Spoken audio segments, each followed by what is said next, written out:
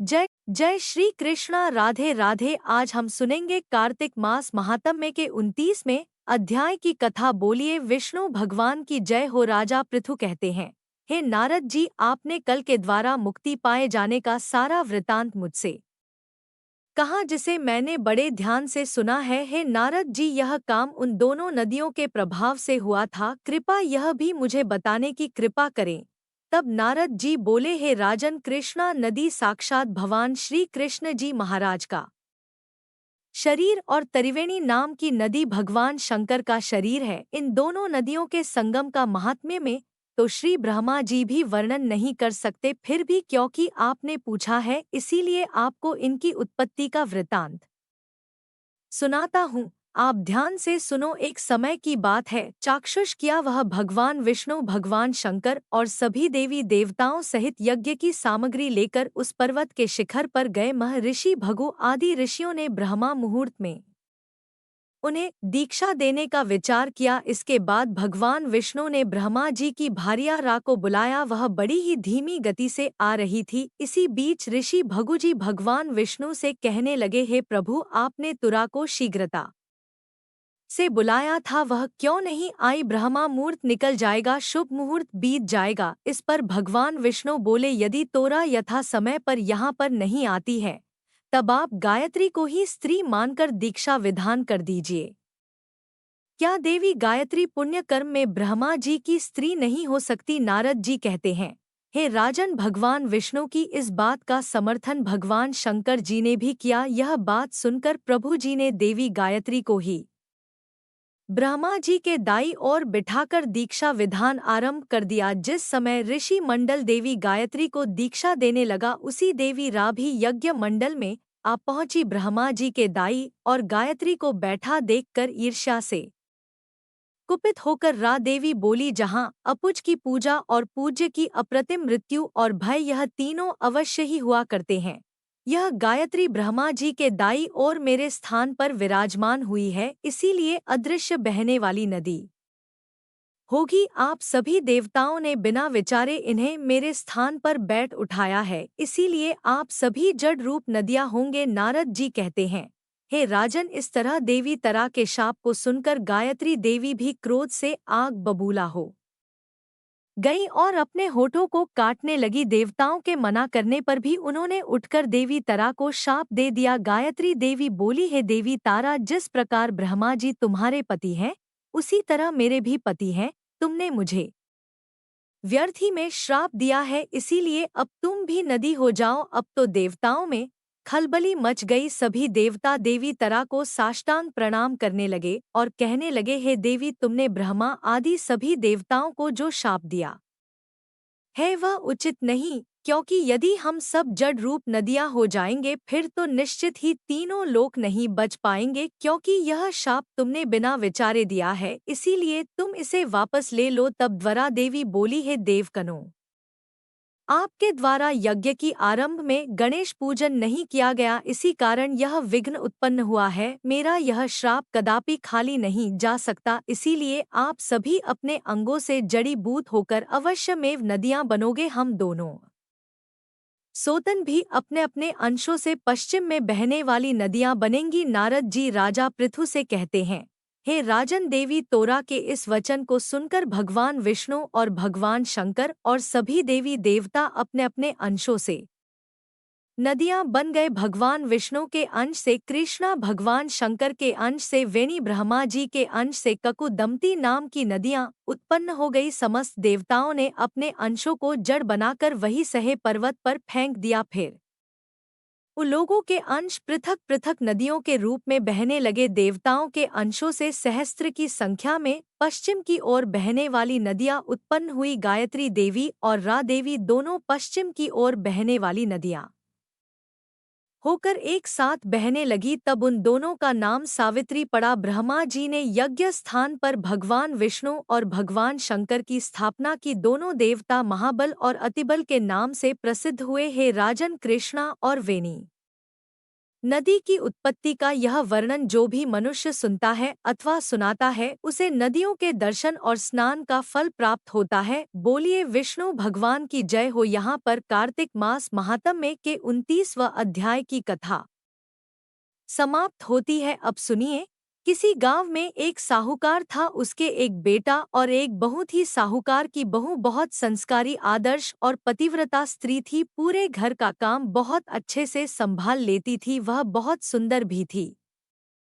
बहू ने ले रखा था कि वह किसी भी पर पुरुष के सामने नहीं जाती थी। पुण्य कर्मों में, पूजा पाठ, दान सेवा में उसकी रुचि थी। हर वर्ष कार्तिक स्नान व्रत जरूर करती थी। कार्तिक में बहू गंगा जी स्नान के लिए अवश्य जाती थी, लेकिन कोई पर पुरुष ना देख ले इसलिए वह सुबह तड़के ही स्नान कर लेती थी। एक बार कार्तिक माह में उस नगर के राजा के बेटे ने भी कार्तिक स्नान का विचार किया। वह सुबह जब गंगा जी पर आया तो देखता है कि घाट गीला है। वह हैरान होकर सोचने लगा, मैं इतना जल्दी स्नान करने आया हूँ पर मुझसे भी पहले कौन स्नान करके चला गया। रोज यही होता, वह सोचता ही रहता कि इतनी सुबह कौन आया होगा। कार्तिक महीने के अंतिम 6 दिन बचे थे। उस दिन साहूकार की बहू तो स्नान करके वापस जा रही थी और उसी समय राजा का बेटा स्नान के लिए आ रहा था। आवाज सुनकर बहू जल्दी जल्दी जाने लगी, लेकिन जल्दबाजी में वह अपनी माला और मोजड़ी वहीं घाट पर छोड़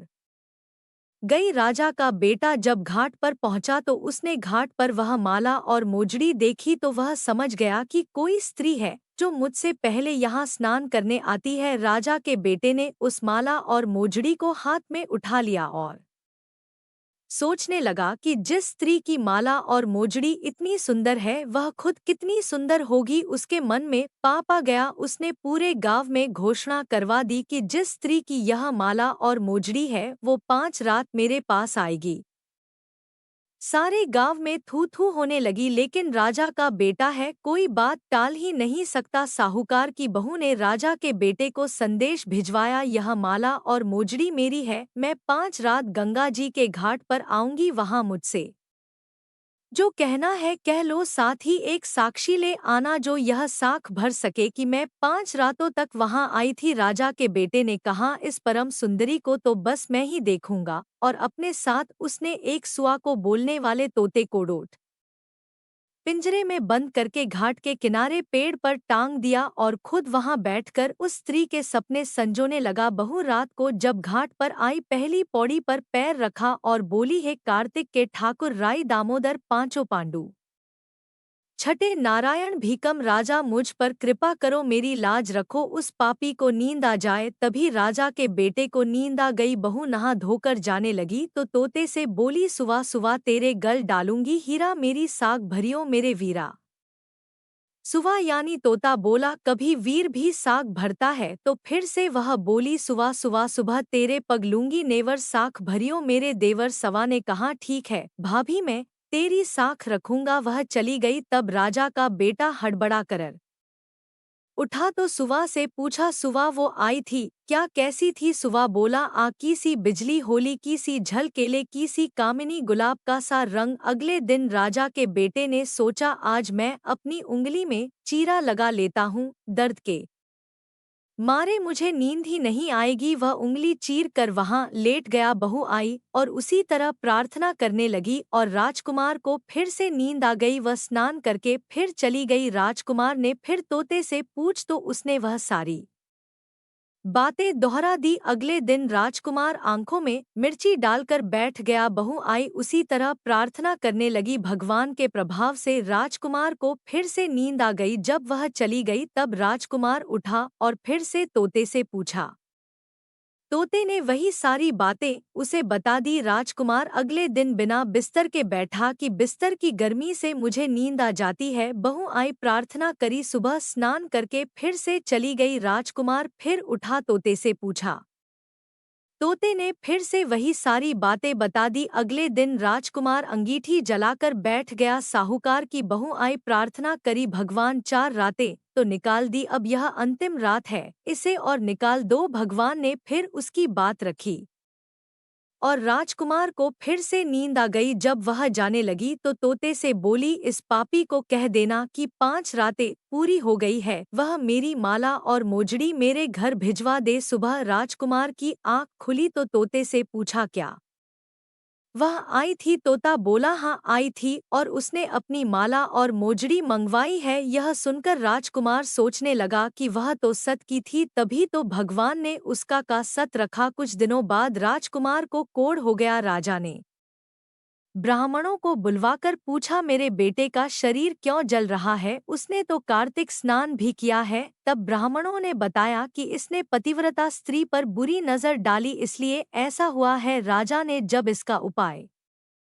पूछा तो ब्राह्मणों ने कहा, जब यह उस साहूकार की बहू को धर्म की बहन बनाएगा और रोज उसके नहाए हुए जल से स्नान करेगा, तभी इसका यह कोढ़ ठीक हो सकता है। राजा माला और मोजड़ी लेकर साहूकार के घर गया और बोला, यह माला आपकी बहू की है, यह लो और आपकी बहू के नहाए हुए जल से मेरे बेटे को नहला दो। साहूकार बोला, महाराज वह तो किसी पराये पुरुष का मुंह तक नहीं देखती, आप इसे इस नाली पर बिठा दीजिए, जब वह नहाएगी तब उस पानी से आपका पुत्र नहा लेगा। राजा ने ऐसा ही किया। कुछ दिनों में उसका कोढ़ ठीक हो गया है। पंच भीखू देवता, जैसे आपने साहूकार की बहू का सत रखा, वैसे ही सभी का सत रखना। किसी गांव में एक महिला रहती थी जिनका नाम पोपा बाई था। वह भगवान विष्णु की सच्ची भक्त थी। वह उनकी पूजा सेवा पूरे नियम और प्रेम भाव से करती थी। उन्होंने अपना जीवन भगवान विष्णु को समर्पित कर रखा था। उनके माता पिता का बचपन में ही देहांत हो चुका था और उनका एक बड़ा भाई था। भाई की शादी हो चुकी थी और वह दिन रात पोपा बाई की शादी की चिंता में लगा रहता था। जब भी कोई रिश्ता आता वह मना कर देती। उनके भाई को लगा कि यह सब उनके पूजा पाठ की वजह से हो रहा है। एक दिन उनका भाई बोला कि तुम किसी भी प्रकार का पूजा पाठ अब नहीं करोगी। यह सुनकर बाई को बहुत दुख हुआ और वह बोली, मेरा जीवन भगवान को समर्पित है, मैं कभी शादी नहीं करूंगी और मेरी झोपड़ी गांव के बाहर बनवा दो। मैं यहाँ अब नहीं रहूंगी और गांव के सभी लोगों को कह दो वह अपनी गाय बछड़ों को मेरे यहाँ घास चढ़ने भेज दे। मैं पूरा दिन उनका ध्यान रखूंगी और वह अपने घर का बचा कुचा खाना मुझे दे देंगे। भाई ने उन्हें समझाने की बहुत कोशिश की पर पोपा बाई नहीं। वो अब अकेली गांव के बाहर झोपड़ी में रहने लगी और ज्यादा से ज्यादा समय भगवान की सेवा पूजा में बिताने लगी। एक दिन उस नगर का राजा शिकार करने जंगल जा रहा था। वह रास्ते में उस झोपड़ी को देखकर रुक गया। उसे प्यास लगी थी। वह झोपड़ी में पानी पीने पहुंचा। झोपड़ी के पास जाकर उसने आवाज लगाई, कोई है, लेकिन अंदर से कोई आवाज नहीं आई। राजा लगातार आवाज लगाता रहा। अंदर से पोपा बाई बोली, कौन है? तो राजा उनकी मधुर आवाज पर मोहित हो गया और सोचने लगा, इतनी मधुर आवाज वाली खुद कितनी सुंदर होगी। राजा के मन में पाप आ गया। बोला, मैं यहाँ का राजा हूँ और तुम्हारे साथ विवाह करूंगा। पोपा बाई बोली, जहाँ से आए हो वहीं लौट जाओ, मैं किसी पर पुरुष का मुख भी नहीं देखती, शादी तो दूर की बात है। यह सुनकर राजा और भी प्रसन्न हो गया और उन्हें जबरदस्ती अपने महल ले गया। पोपा बाई ने राजा को डोट श्राप दिया कि तुम्हारा राजपाट सब नष्ट हो जाएगा। महल में जब रानियों को सारी बात पता चली तो उन्होंने राजा से अनुरोध किया कि इस महिला को वापस छोड़ आओ, यह हमारे राज्य के विनाश का कारण हो सकती है। रानियों की बात सुनकर राजा जब पोपा बाई को वापस छोड़ने जाने लगा तब रास्ते में एक पाप की नदी आई जिसमें राजा डूब गया। पोपा बाई बहुत दुखी थी क्योंकि एक पराये पुरुष ने उन्हें हाथ लगाया था और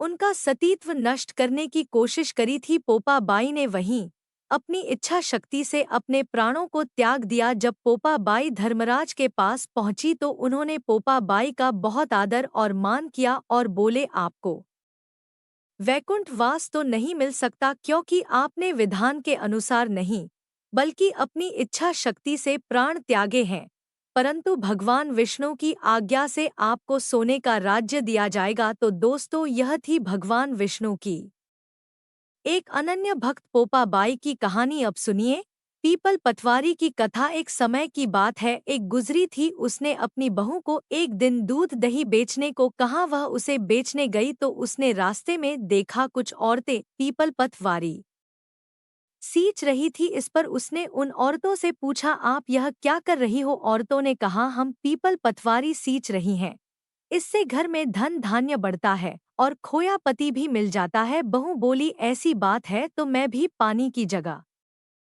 दूध और दही से इन्हें सींचूंगी। अब वो गुजरी बहू जब रोज दूध दही बेचने निकलती तो वह पीपल पटवारी को दूध दही से सींचने लगती। जब सास दूध दही के रुपए मांगती तो वह कह देती कि महीना पूरा होने पर वह हिसाब दे देगी। ऐसा करते करते कार्तिक का महीना पूरा हो गया। महीना पूरा होने के बाद वो पीपल पटवारी के चरणों में पड़ गई। इस पर पीपल पटवारी ने पूछा, क्या बात है? उसने कहा, आज सास दूध दही का हिसाब मांगेगी। पीपल पटवारी ने कहा, मेरे पास रुपए तो नहीं है यह पत्थर और पान के टुकड़े हैं, इसे ले जा। बहू वही साथ ले गई और उसे एक अलमारी में रख दिया। इसके बाद डर के मारे वह चादर के सो गई। कुछ देर बाद उसकी सास बोली, बहू दूध दही के रुपए लाके दे। बहू बोली, मैं जो लाई हूँ वह अलमारी में रख दिया है। सास ने अलमारी खोलकर देखा तो उसमें हीरे मोती जगमगा रहे थे, धन का ढेर भी लगा था। सास ने बहू को आवाज लगाई, बहू इतना सारा धन कहाँ से लाई है? बहू ने आकर देखा तो सच में धन के भंडार भरे थे। इस पर बहू ने सारी बात अपनी सास को बता दी। सास ने कहा, अब तो मैं भी कार्तिक मास में पीपल पटवारी को सींच। इसके बाद जब दोबारा कार्तिक मास आया तो उसकी सास दूध दही बेचने लगी, लेकिन वो दूध दही बेचने के बाद खाली हांडी में पानी डालकर उससे पीपल पटवारी सींचने लगी। पूर्णिमा के दिन उसने अपनी बहू से कहा कि चल अब तू मुझसे दूध दही के रुपए मांग। जब बहू ने रुपए मांगे तो वह भी पीपल पटवारी के पास गई और चरण पकड़कर कहने लगी कि बहू मुझसे रुपए मांग रही है। इस पर पीपल पटवारी ने उसे भी पत्थर और पान के टुकड़े दे दिए, जिसे उसने अलमारी में ले जाकर रख दिया। इसके बाद जब बहू ने अलमारी खोलकर देखा तो उसमें कीड़े मकोड़े चल रहे थे। वो ऐसा देखकर आश्चर्यचकित हो गई। इस पर जब उसने इसका कारण पूछा तो पीपल पटवारी माता ने कहा, तेरी बहू तो सत की भूखी थी इसलिए उसके साथ अच्छा हुआ, लेकिन तू सास धन की भूख होकर पीपल पटवारी को सींचने लगी इसलिए तुम्हें इसका फल नहीं मिला। तो यह थी पीपल पटवारी की कहानी है। पीपल पटवारी माता जैसे बहू को फल दिया वैसे सबको देना, और जैसा सास के साथ किया वैसा किसी के साथ ना करना। तुलसी महारानी नमो नमो हरि की पटरानी नमो नमो। तुलसी महारानी नमो नमो हरि की पटरानी नमो नमो। धन तुलसी पूर्ण तप कीनो शालिग्राम बनी पटरानी नमो नमो। तुलसी महारानी नमो नमो हर की परानी नमो नमो। जाके पत्र मंजरी कोमल श्रीपति कमल चरण लपटा नहीं नमो नमो। तुलसी महारानी नमो नमो हरि की पटरानी नमो नमो। कौन से महीने में बोई रानी तुलसा, कौन से महीने में हुई हरियाली नमो नमो। तुलसी महारानी नमो नमो हरि की पटरानी नमो नमो। कौन से महीने में हुई तेरी पूजा, कौन से महीने में हुई पटरानी नमो नमो। तुलसी महारानी नमो नमो। तुलसी महारानी नमो नमो। आषाढ़ मास में बोई रानी तुलसा, सावन मास में